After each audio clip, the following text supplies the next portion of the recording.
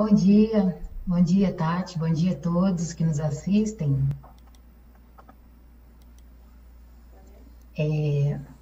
Eu vou dar sequência, né, nessa nossa formação. Como a Tati disse, meu nome é Gisele, eu sou analista de instrumentos de avaliação do CAED, atualmente trabalho na equipe de matemática, e nós vamos reforçar um pouco do que a Patrícia falou em relação à avaliação, e vamos falar também um pouco sobre a estrutura de itens, sobre como o item ele é composto, e como esses elementos desse item são fundamentais, são importantes para o nosso diagnóstico futuro, ok? Então, pode começar a exibir, por favor, a apresentação?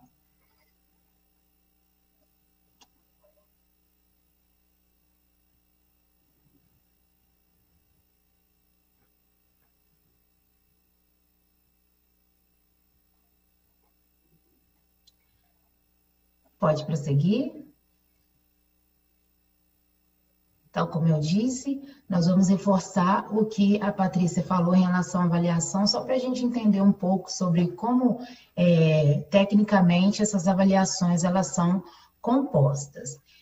Nós costumamos conceber a ideia de avaliação como um instrumento. São instrumentos, no caso, nós vamos utilizar de língua portuguesa e matemática para gerar diagnóstico.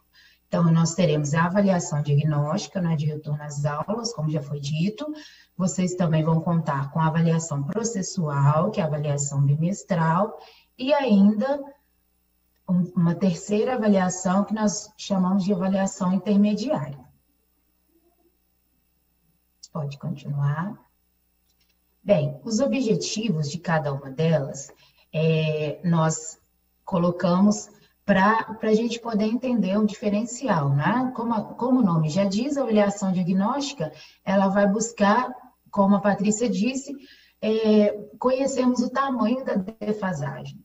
Então, são habilidades que vão nos dar esse diagnóstico, vão nos dar essa orientação, esse diagnóstico em relação ao que o aluno concebeu, o que o aluno consolidou e o que ainda não foi consolidado. A próxima. Nós temos também a avaliação processual, que ela vai ser aplicada ao final de cada bimestre. Ela é no formato impresso, como já foi dito, e tem como objetivo acompanhar o desempenho dos estudantes em cada bimestre. Essa avaliação contemplará habilidades trabalhadas no bimestre e também habilidades dos bimestres anteriores. Como a Patrícia disse, é o processo, né? A avaliação do processo. E também a avaliação intermediária, que o objetivo dela está voltado para analisar o desempenho dos estudantes no primeiro mês do bimestre, bem como contemplar as habilidades do bimestre anterior. Então, nessa avaliação intermediária, ela vai conter o que o aluno aprendeu naquele período do primeiro mês do bimestre, vamos dizer assim, a cada mês, né, a gente vai estar analisando esse desempenho. Pode continuar. Bem, características. A avaliação diagnóstica, como já foi dito, ela vai ser aplicada desde o primeiro ano do ensino fundamental até o terceiro ano do ensino médio. Só que para os menores, né, de primeiro ao quinto ano, os alunos de idade menor, eles vão fazer a avaliação com cadernos com 22 itens de língua portuguesa e 22 itens de matemática. Já do sexto ao terceiro ano do ensino médio, eles farão cadernos, que nós chamamos de cadernos, mas são avaliação, né? Cada aluno faz um caderno, com 26 de língua portuguesa e 26 de matemática. Só comentando um pouco, por que 8 modelos de cadernos? Porque a avaliação, o estudante ele não vai fazer todos os itens de uma avaliação, vamos dizer assim. cada parte dos alunos vão fazer uma parte dos itens. Por isso que a gente vai são criados 8 modelos de cadernos. Para quê? Para eu ter a variação nas habilidades. Claro que cada um dos alunos vão fazer sempre as habilidades essenciais, a essência do caderno é a mesma, só que são itens diferentes, alguns deles, né, vai ter aí essa combinação, justamente para a gente conseguir abranger o maior número de possibilidades de avaliar aquelas habilidades. Tá? Pode continuar. Bom, a avaliação intermediária, ela vai ser aplicada no 4º e 5º ano, no modelo único de caderno, com 18 itens em cada um. E do 6º em diante, do 6º ao 9º, um modelo único de caderno com 22 itens. E para o ensino médio, um modelo único com 26. Só para a gente entender também, primeiro, na avaliação intermediária, os alunos do 1º ao 3º ano, eles não vão fazer essa avaliação. Por quê? Porque essa avaliação é digital. E alunos do 1º ao 3º ano, eles estão ainda sendo alfabetizados na língua, né? Estão ainda aprendendo a ler, ainda não dominam muito a questão de leitura e com a conexão com o digital. Então, essa avaliação, ela vai contemplar os estudantes a partir do 4º ano. Pode seguir. Bom, um pouco do perfil dos instrumentos de avaliação. Os itens que constituem cada avaliação, eles são selecionados e distribuídos nesse teste, que nós chamamos também, né? Conforme as habilidades. Como eu disse em relação aos cadernos, as matrizes de referência, elas servem para conduzir, vamos dizer, o conteúdo da avaliação. Só que vão ter habilidades essenciais e vão ter habilidades que a gente vai estar querendo conhecer se o estudante consolidou de etapas passadas. E aí é o que a gente está chamando de habilidades representativas do marco de desenvolvimento. Nesse marco de desenvolvimento, nós vamos buscar entender se o estudante já consolidou habilidades que estavam previstas para ele consolidar desde etapas passadas. Por exemplo, eu vou trabalhar com o tema matemático. A gente sabe que a matemática ela é cumulativa, né, vamos dizer assim. Para o estudante entender uma determinada operação, por exemplo, ele precisa conhecer o número, ele precisa saber, entender que número é aquele, que o número é composto, que o número é natural, que o número é decimal, as formas que eu tenho de lidar com aquele número. Então, existem habilidades, sempre vão existir, né, na matemática, habilidades que são pré-requisito para o conhecimento futuro. Então, se a gente, de repente, quer que o nosso estudante evolua naquela habilidade da etapa dele, eu preciso saber também se ele consolidou habilidades que nós vamos dizer como pré-requisitos para ele avançar na minha proposta atual de que ele saiba. Então, é isso que a gente está chamando de marco de desenvolvimento.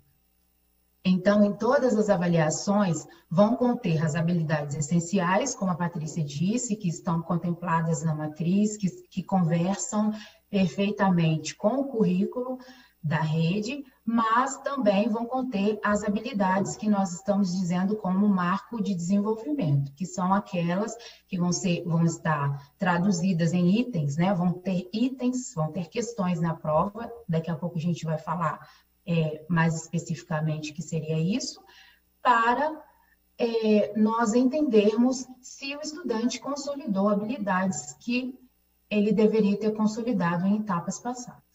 E aí, para cada etapa, eu tenho um marco de desenvolvimento anterior.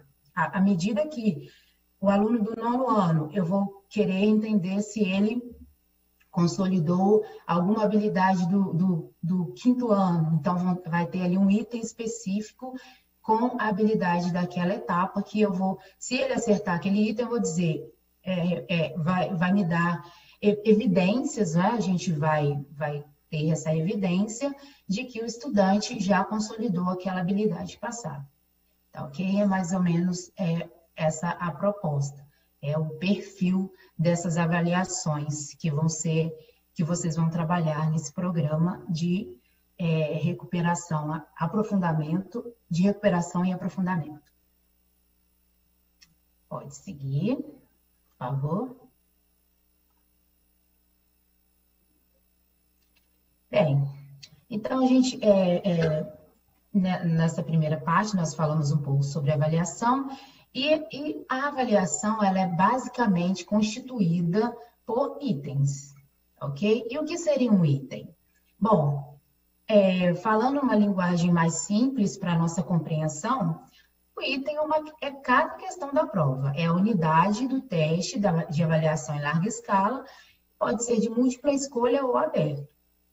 Então, um item é uma questão, só que ele tem um diferencial, e é esse diferencial que a gente vai falar um pouco daqui, já já. Bem, no nosso caso, nós vamos trabalhar com itens de múltipla escolha, tá? Os abertos não vão contemplar nessas avaliações que nós estamos prevendo. E esse item, ele avalia uma única habilidade, portanto, nós dizemos que ele é um item unidimensional, também a gente vai comentar um pouco o que significa isso. E ele obtém um resultado por estudante que permite avaliar as hipóteses levantadas por ele.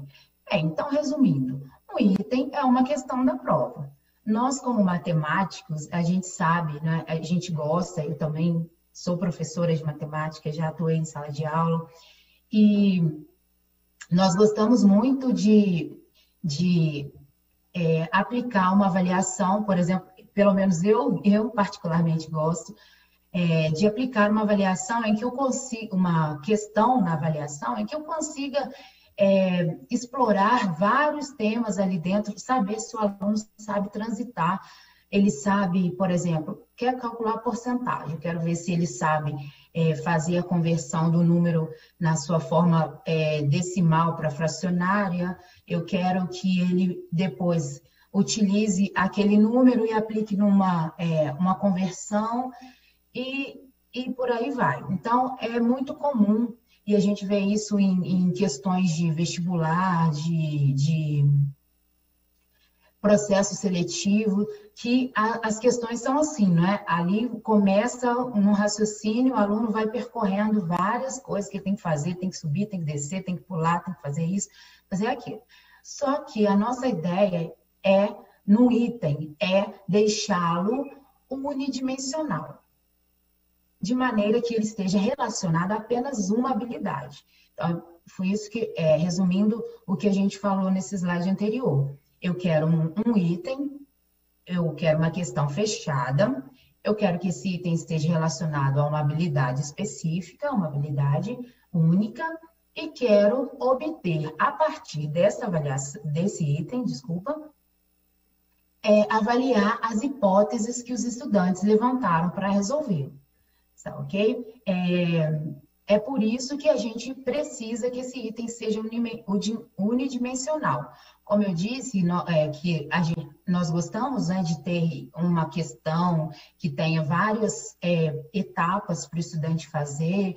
Ele tem, por exemplo, calcular a área, mas ele vai primeiro, eu informo a medida da figura que ele tem que calcular em centímetros, e primeiro eu quero que ele converta para metros, eu quero que depois ele decomponha a figura em várias outras figuras. Então, isso torna o item, torna uma questão com várias, né, dimensões. Mas isso, embora seja bom, embora nós podemos continuar fazendo isso em sala de aula, porque é um recurso que a gente pode ter para, né, a nossa prática educacional. Essa atitude nossa de misturar várias habilidades numa questão, para nós, na avaliação, ela vai dificultar o quê? O diagnóstico. Por quê? Se o estudante errar em determinado ponto daquele item, né, ele tinha que converter de centímetros para metros, depois ele tinha que dividir a figura em várias outras, calcular a área separadamente, depois somar. Então, em cada uma dessas etapas, o nosso estudante pode não ter consolidado determinada habilidade, não pode ter compreendido, não pode ter errado em algum daqueles pontos. E aí é isso que vai dificultar a nossa evidência de o que o estudante realmente consolidou, o que o estudante errou, onde foi que ele errou, né? Vamos dizer assim. Tá? Então, essa é a nossa ideia, de deixar o item com caráter único, uma única dimensão, para que no diagnóstico, se ele acertou, e aí nós não vamos dizer que certamente, a gente usa muito nos nossos formulários de justificativa, e vocês vão ver isso ao longo do material que vão ser disponibilizados a vocês. Nós trabalhamos com probabilidade, né? Então, a gente vai dizer que possivelmente o estudante consolidou aquela habilidade. Se ele errou determinada alternativa, nós vamos dizer que possivelmente o estudante não consolidou. E aí, imagina, eu já tenho essa possibilidade de ter sido aquele erro ou não. Imagina se eu coloco ali vários elementos onde possivelmente ele pode ter errado. Então, isso torna... Eu gostaria que vocês compreendessem isso. Esse diagnóstico um tanto mais difícil de compreender, quanto mais elementos, quanto mais etapas ele teria para chegar no resultado. Tá bom? Pode dar sequência, por favor? Bem, então, partes do item. Os elementos do item, todos eles são indispensáveis para o nosso resultado. Então, o item, ele é constituído de um enunciado. Pode continuar, pode ir clicando, por favor, direto, não precisa interromper agora. O item ele é composto de um enunciado, com informações para o desenvolvimento da tarefa. Ele tem um suporte, que é uma imagem, uma tabela ou um gráfico, onde vai conter também informações que vão auxiliar no entendimento do que se quer do estudante, o que se está se requerendo naquela tarefa. Tem também um comando, onde eu apresento o que se quer avaliar, né? Onde eu apresento a habilidade que está sendo requerida. Tem também as alternativas, e essas alternativas, como eu disse, né, nós vamos trabalhar nessas avaliações com itens de múltipla escolha. Toda alternativa vai ter um gabarito, e se os itens forem aplicados numa avaliação para estudantes dos anos iniciais, eles vão ter 4 alternativas. Então, um gabarito e mais 3 distratores. Se a avaliação for para o ensino médio, o item vai ter um gabarito e 4 distratores. Serão 5 alternativas. O único elemento do item que pode ter ou não é o suporte. O suporte pode estar omitido em determinado item, caso eu consiga passar, né, tudo que eu quero que o estudante compreenda para a execução daquela tarefa, eu posso passar no enunciado. Às vezes, e muitas vezes, nós precisamos do suporte com esse auxílio, mas o suporte, ele deve ser indispensável, ele deve conter os elementos importantes que vão continuar ajudando o estudante. Ele não pode ser uma figura simplesmente para ilustrar o item. Estou falando de casa e coloco uma casa lá. Não, são imagem, tabela ou gráfico que vão auxiliar nessa avaliação do estudante para esse diagnóstico que eu quero avaliar. Pode seguir. Bem, uma parte do item que para a gente é muito importante e ela vai ser fundamental são os distratores. como vocês viram no slide anterior, todos os itens têm alternativas, né? Eles são de múltipla escolha. O gabarito é a resposta correta, certo? O estudante desenvolveu, possivelmente ele foi, leu a questão, interpretou corretamente, aplicou o conhecimento que deveria ser aplicado para a resolução daquele item, daquela tarefa que estava proposta. Mas, além do gabarito, temos os 4 distratores para itens do ensino médio e 3 distratores para os itens dos anos iniciais. E o que são esses distratores? Não, aí eu falo o que não é, né? Mas às vezes é mais fácil entender o que não é do que é. Mas vamos lá. Não são apenas alternativas erradas. Então, os distratores não são erros que o estudante simplesmente pode ter cometido. Não são erros aleatórios, erros quaisquer. Eles contêm respostas com os erros que mais costumam